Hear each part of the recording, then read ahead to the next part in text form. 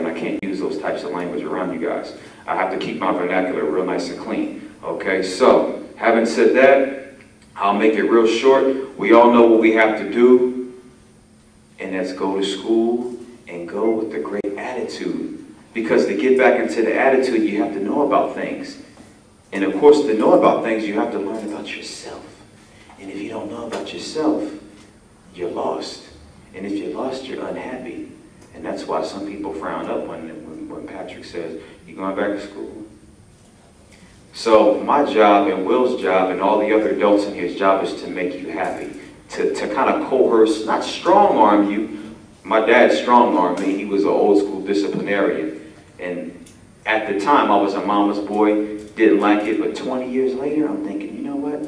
I'm glad my dad put his foot in my butt. I'm glad he told me. It wasn't a matter of, are you going to school? It's where are you going to school, okay? He said, look, you can go to North Carolina, you can go to Grambling, you can go to Westchester, which is like 30 miles from Philly. I didn't want to go to a school close to home. That defeats the purpose of me of going to college.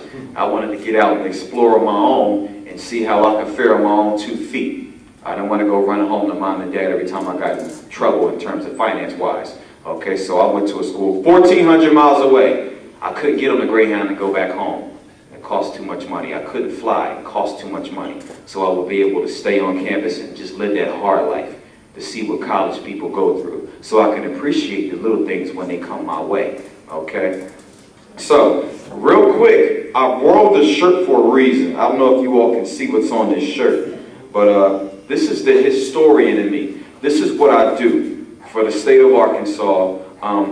Right now, my role is a oral historian. I've interviewed dozens of people who were African-American pilots who served during World War II. And I've talked to 5 of them that are from Arkansas, and they're still alive. The youngest being 82, yes, 82 years old, and the oldest being 90, pushing 91. We have a brother here named Milton Crenshaw. He's one of my inspirations. He's my second father, well, actually my third father.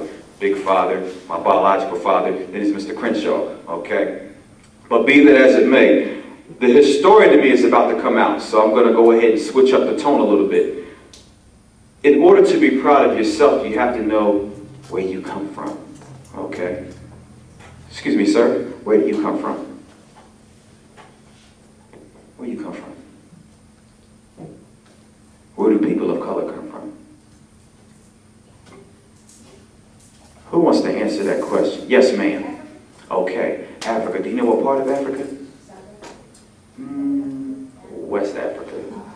95% of people of color in this country, slave-wise, in terms of the transatlantic slave trade, 95% of them come from. But she did good. She said Africa. So we're all people. Let's give her a round of applause, y'all. She got that right. Okay?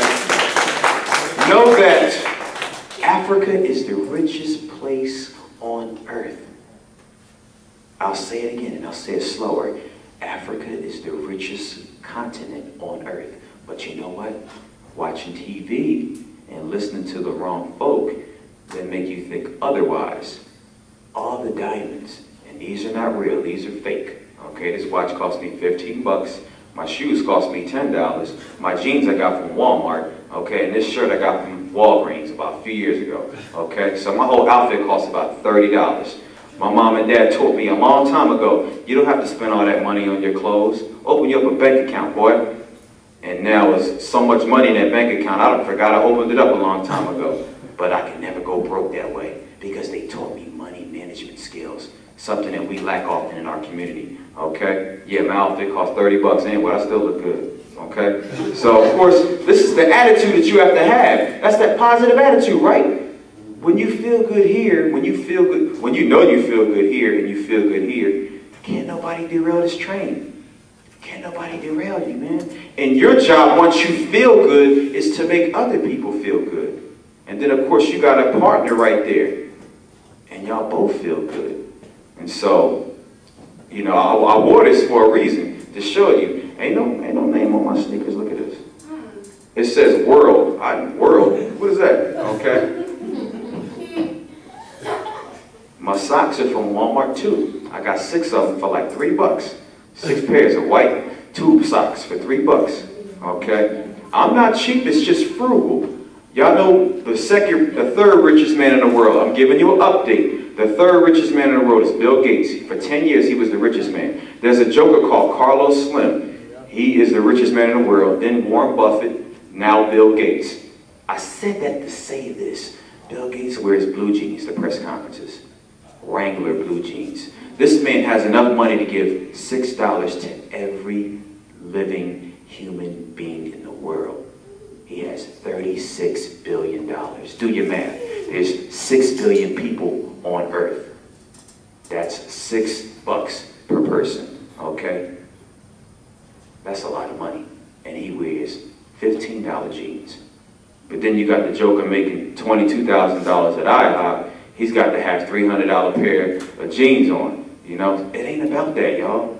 When you go back to school, you know, try to use those creative academic juices. Get a jump start on people, okay? Do your math while you're getting your clothes. I'm not saying go out there and buy all cheap products. I'm saying strategy-wise, go out there and get things where you can have money saved up for later, left over, okay? A budget, things like that. Don't put all your time, don't invest all your time into fashion, okay? Again, I love them, and I'm not what we call, and I don't give the word race any power, but I'm not a racist, okay? But our Caucasian brothers and sisters are not worried about that, okay? They're not worried about that. They're wealthy. They're not worried about that. They already know what they have, okay? They're not consumed with shoes and iPods and things like that, and iPhones and all those types of things, okay? They're worried about the classes that they're going to take, and they do research on the instructors. I get emails all the time from grown folks, and most of them are European Americans.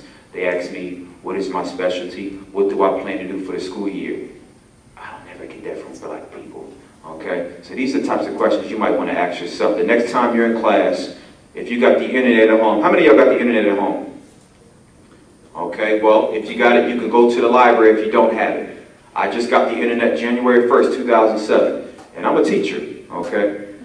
But I made that good investment on that instead of getting the camera, okay? But it makes me a whole lot smarter. When you go to the library, find out your teacher's name, Google your teacher, see what you can find. You might be surprised. And then bring that information, regurgitate it back up to your teacher, throw it back at your teacher in a respectful, classy manner, and say, oh, see, I know a little bit about you, okay? That may work for you, it may work against you, but it's working though, okay? So these types of things can help you out, all right? These types of positive attitudes can reinforce it. And that's what our job here, me, Will, and Patrick, our job here is to help reinforce you all with these positive attitudes, okay? So in closing, I have a few shirts behind me. These shirts that I've collected over the years through my travels, okay? Been out the country. Like I said, I don't have any money like that, okay? Most of my wealth is of academic wealth, okay? So been to a few places, got some shirts, and still collecting shirts is one thing that I do. I use it as an academic tool, okay? We want to hold these shirts up so you can all see who's on these shirts. And y'all tell me who's on these shirts. And of course, some of them have names on them already, okay? But if you know the name, you can of course say the name. But I want you to tell me something else about that shirt. Okay, yes sir.